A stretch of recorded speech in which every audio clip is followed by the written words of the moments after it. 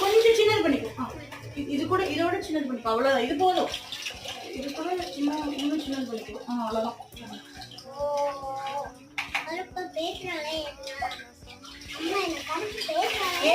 அது கடுப்பு ஏத்துறதுடி. கடுப்பு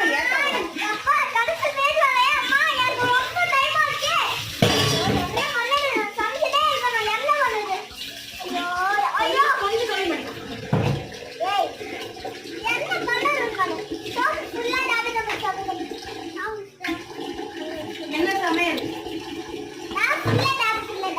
என்னது?